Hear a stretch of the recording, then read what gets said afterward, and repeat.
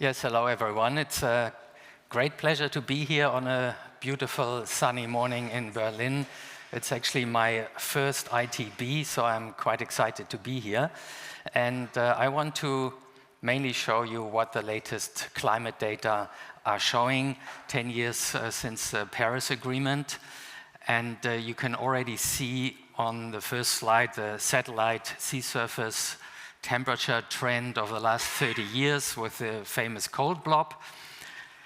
But I'm going to first do a tiny bit of history because Alexander von Humboldt, the famous German explorer and scientist of the 19th century, already wrote in 1843 that humans are changing the climate, quote, by cutting down forests and by releasing large amounts of steam and gas at the centers of industry.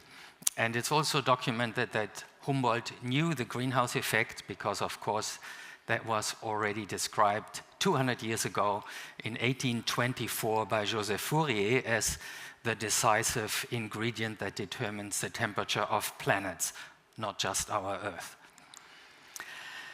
And the first person to calculate how strong this greenhouse effect of CO2 is and to predict how much warming would we get after a doubling of the amount of CO2, carbon dioxide in the atmosphere was the Swedish Nobel laureate Svante Arrhenius, who wrote this famous study in 1896 where he concluded that CO2 doubling will lead to 4 degrees of global warming.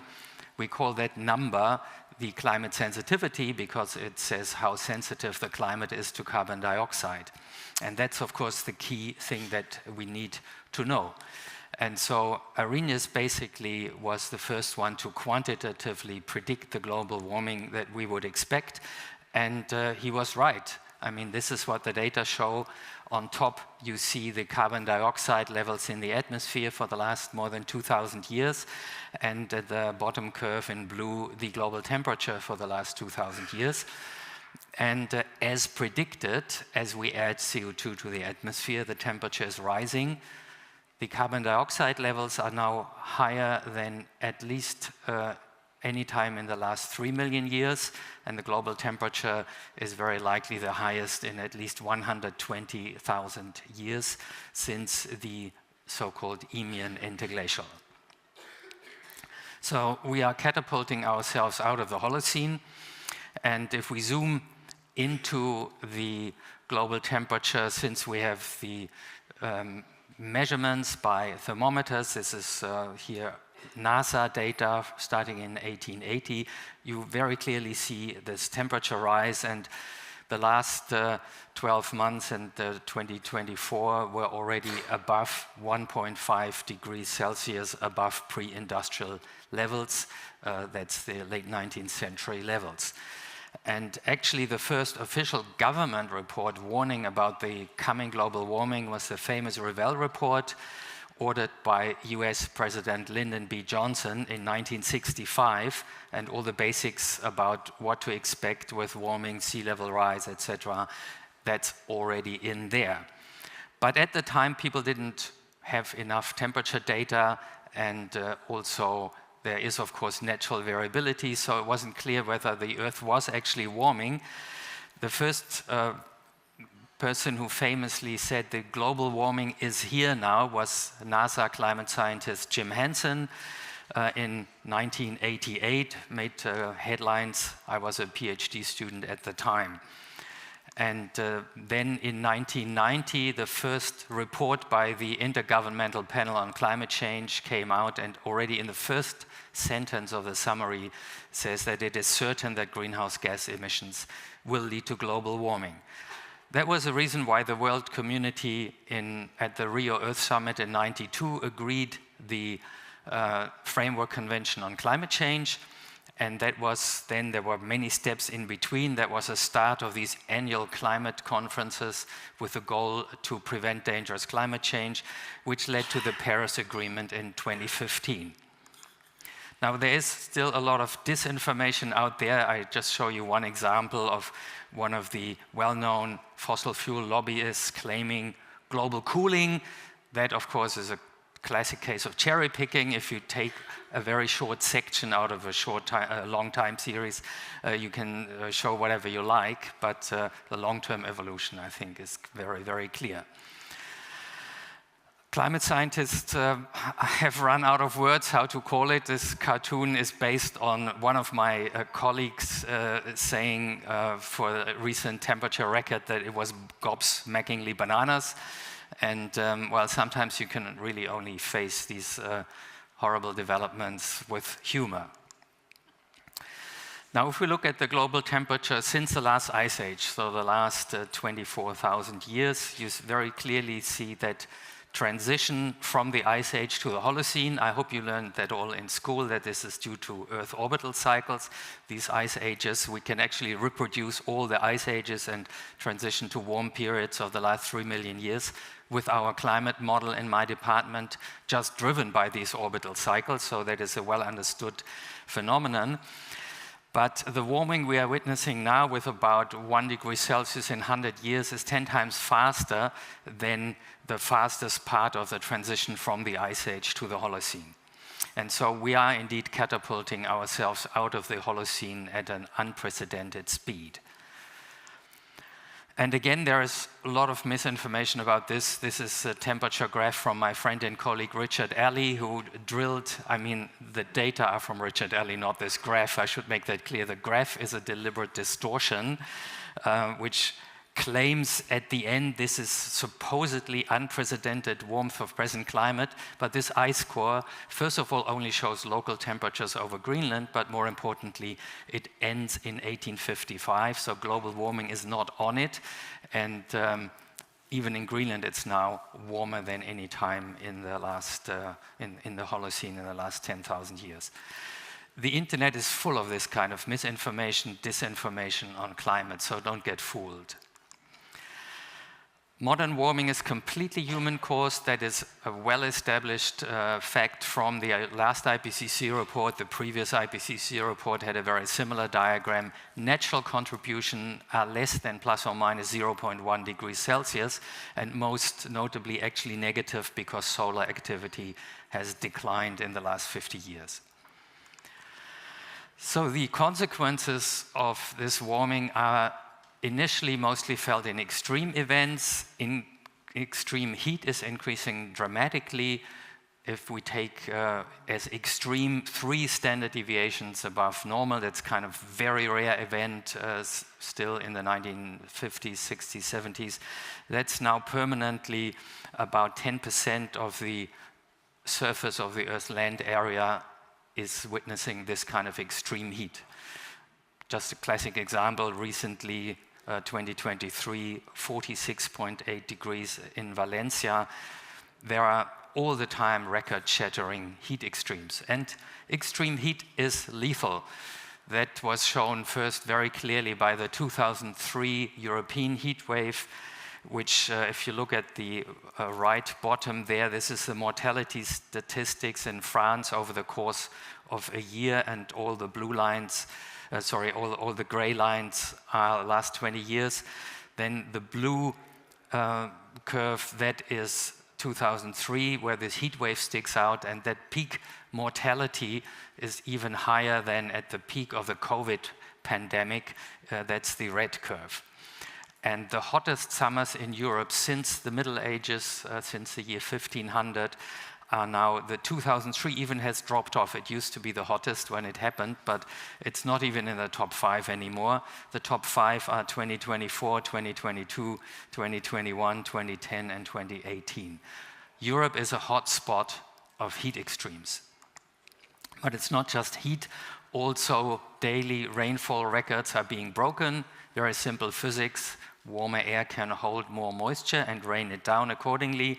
And an example of these extreme rainfall events is what happened in Valencia.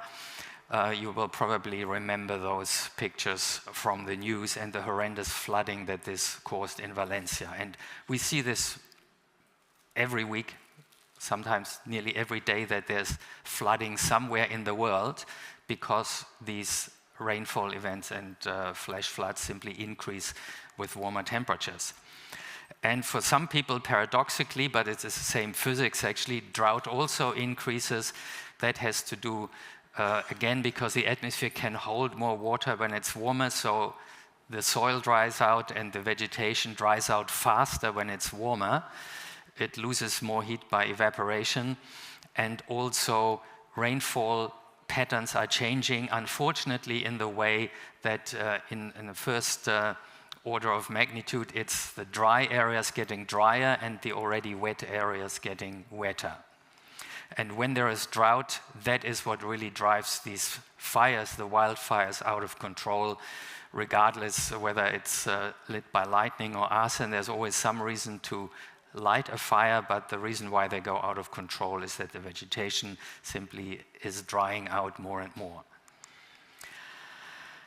Another inevitable and logical problem of global warming is sea level rise, because if you heat water, it expands. That's true for the ocean water, obviously, but also if it gets warmer, the mountain glaciers and other continental ice, like ice sheets in Greenland and Antarctica, melt, and they're adding water to the ocean. This is a picture I took in Venice some years ago when Piazza San Marco was flooded. Now they have built these horrendously expensive flood barriers, which will buy Venice some time, but it's not going to be a long-term solution. And the sea level is not only rising, the rise is accelerating, because the warmer it gets, the faster ice melts. You can test that by taking some ice out of your freezer if you don't believe it, but it's logical. The warmer it gets, the faster the ice melts. That also is true for Greenland, Antarctica, and the mountain glaciers. And so we see this acceleration of sea level rise, and it will accelerate further the more we heat up our planet.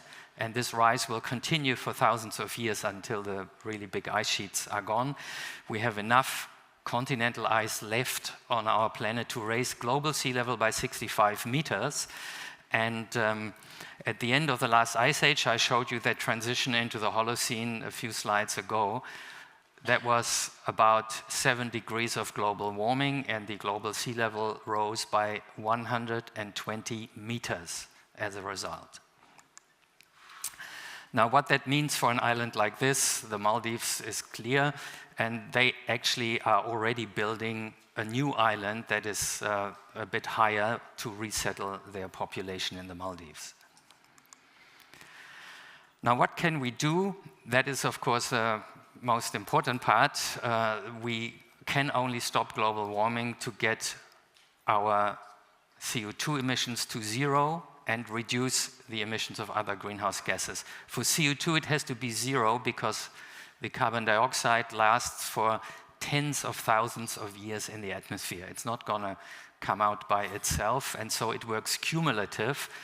What counts for the global temperature rise is the total amount of CO2 we have emitted since industrialization, so the cumulative amount. That's why there is a limited cumulative amount we can still emit to stick to the Paris Agreement limits, and that's what's shown here.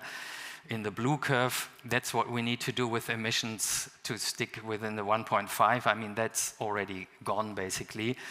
But for 2 degrees, we have to reduce emissions similarly rapidly just a few years later. The key of these green and blue curves is that they have to go down steeply immediately, because cumulative emissions means the area under these curves has to be minimized. It doesn't count what year you become climate neutral. It counts how much you emit until then, until you have reached zero, and you have to really minimize that. So to conclude my talk, global warming is real, there's absolutely no doubt, and there's also no doubt, and there hasn't been any doubt for decades, for many decades, that this is caused by fossil fuels and to a smaller extent by deforestation. And this global warming is already impacting millions of people who suffer from extreme weather events, fires, droughts, rising seas, and so on. And tourism will, of course, be affected both by these climate impacts, Mediterranean getting too hot in summer, too many fires, sea level rise and so on, but also by climate policies, which will get increasingly stringent simply because the disasters and consequences of climate change will get worse and worse until we have reached zero emissions. Thank you very much for listening to me.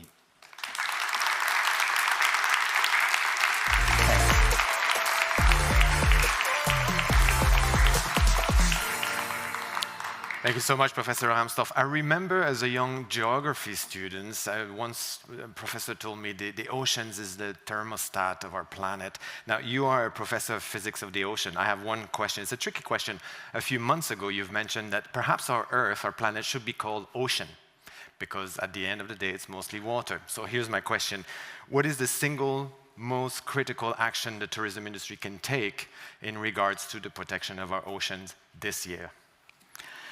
Well, 71% of our planet is ocean, and the biggest threat to the ocean is indeed our carbon dioxide emissions.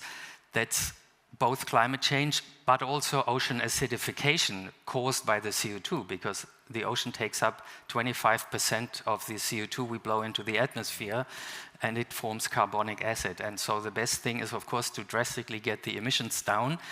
I don't think the tourism industry will do that, but governments will do that. And so don't stand in the way, don't lobby against climate protection measures, because that would be also very short-sighted for the tourism industry to do, because, yeah, your resorts will flood and all these things if we don't get the emissions to zero very soon. Very good. So that's a clear call to action in terms of lobbying and in terms of policies. Thank you so much. A big round of applause, please, to Professor Stefan Ramsdorff. Thank you. It's really been a pleasure. Thank you so much. Appreciate it.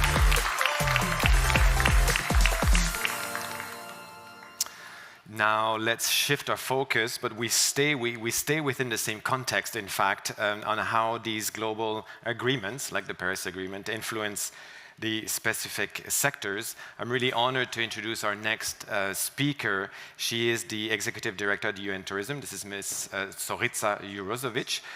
She will discuss the recent advancement in climate action in tourism, particularly highlighting the progress we've made actually by participating at the COP29 in Baku just recently, and what's planned ahead with COP30 in Brazil. In her talk will be From Baku COP29 to Belém COP30, towards a global partnership for enhanced climate action in tourism. Let's welcome Ms. Zorica Jurozovic to the stage, please.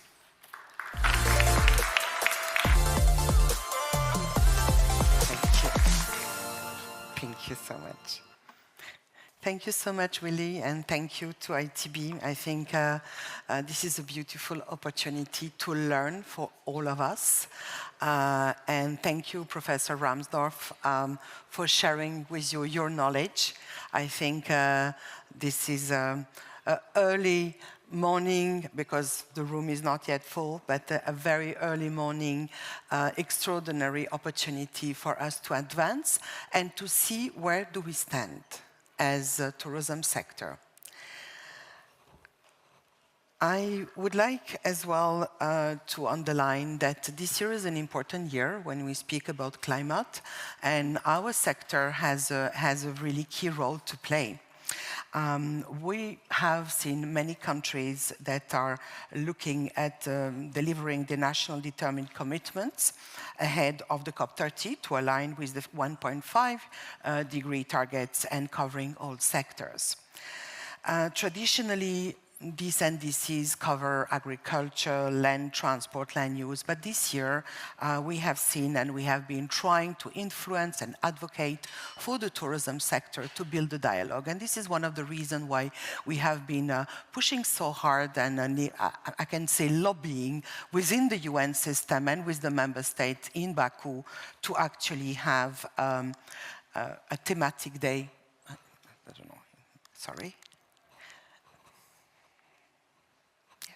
A thematic day on tourism during the COP30.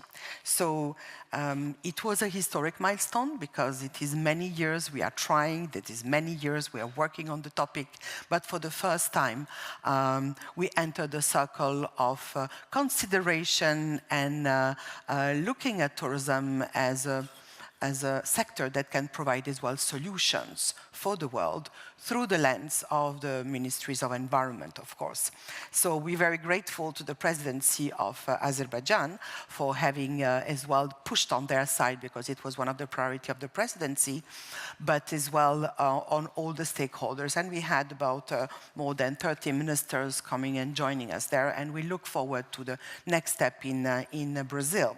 So tourism role in achieving the Paris Agreement through both adaptation and mitigation is really key, and the necessity of a climate resilient and low carbon future for the sector is obvious.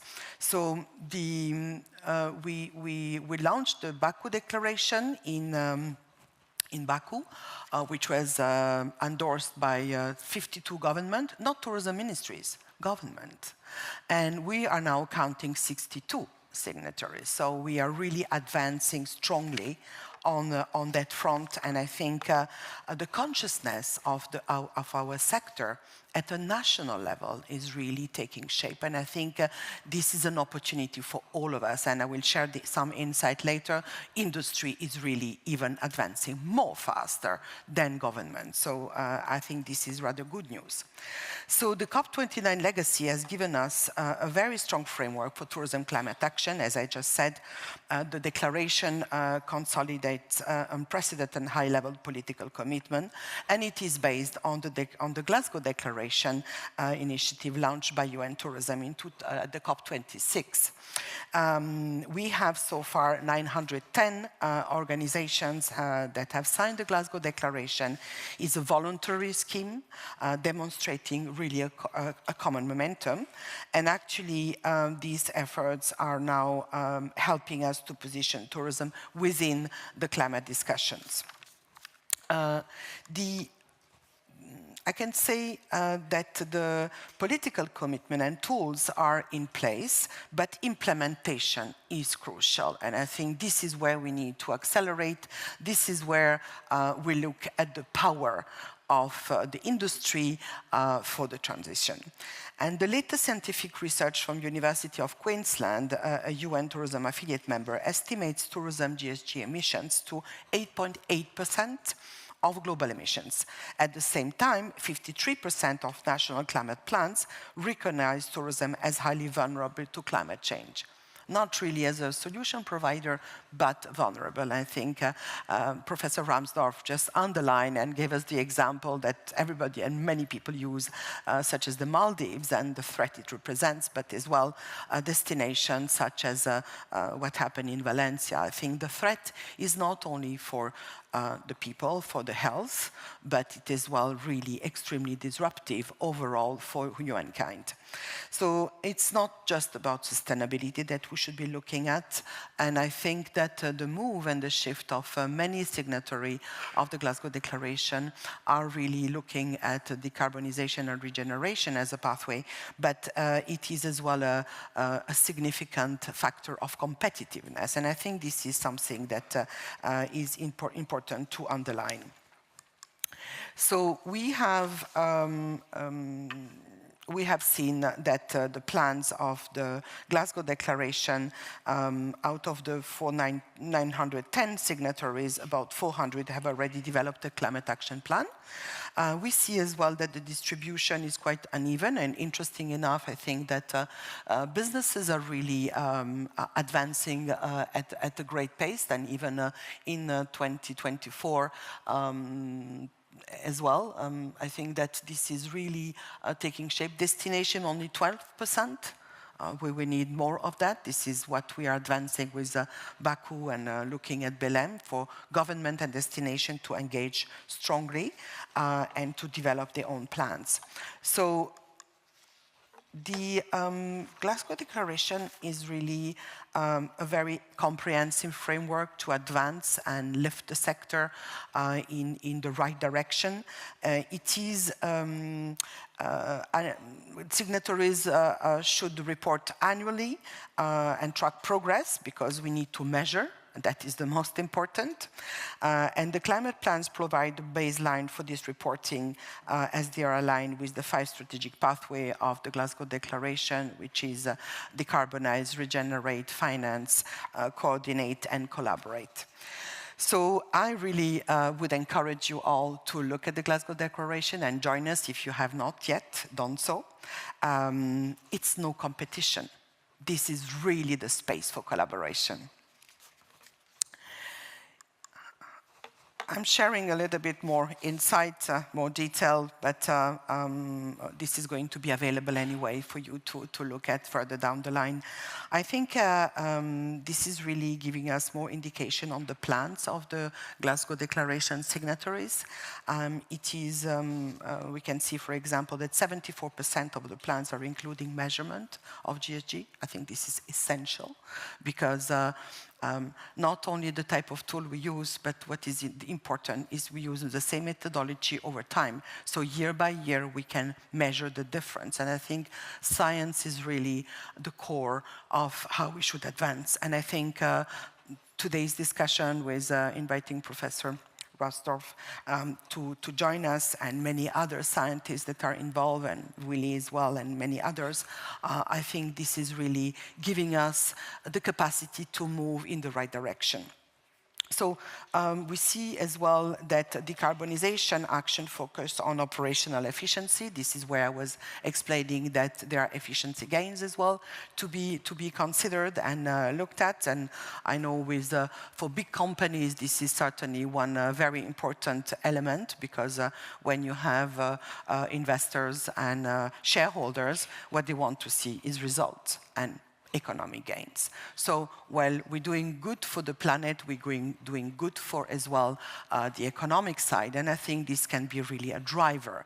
Now, where we lack of capacities for SMEs, that is a more complex issue. First, understanding. Second, the resources and the finance.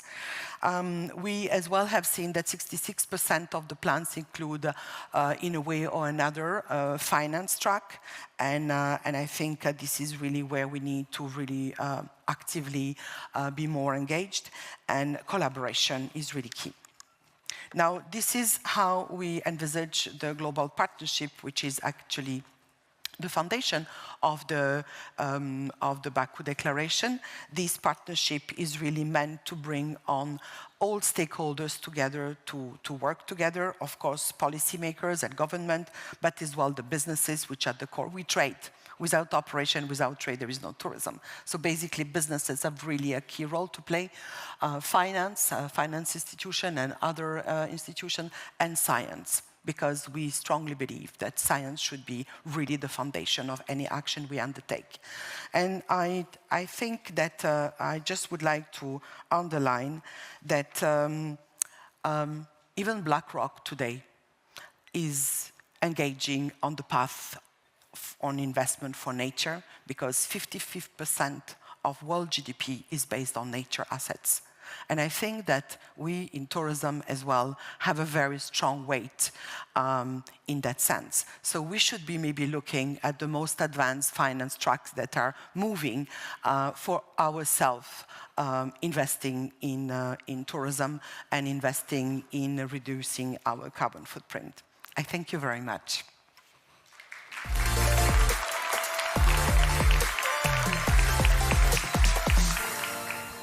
Thank you so much, Zorica. We're a bit in a situation where the tourism sector has to do everything everywhere all at once, it seems. What are your hopes towards COP30 at this point? What is the next step that you're working towards and you hope out of COP30? Yes, as I said, I mean, Baku was really an opportunity for us to bring on science and bring on the visibility, and it is through this lens of science that we succeeded actually to be advocating and having tourism featured. What I think now we need to bring it back to earth, and we need to bring it back to see what is ultimately, what do we want to achieve? We want people to be better, to live better. And I think we need to really have a people-centered development and people-centered action. So we need to look at the lens of people. Yep. So for me, climate, people and planet are And climate justice was one of the areas that really needs attention in any case. So thank you so much. A big round of applause, Zorica Jusovic from UN Tourism. Thank you. Zorica, thank you so much. Thank you so much.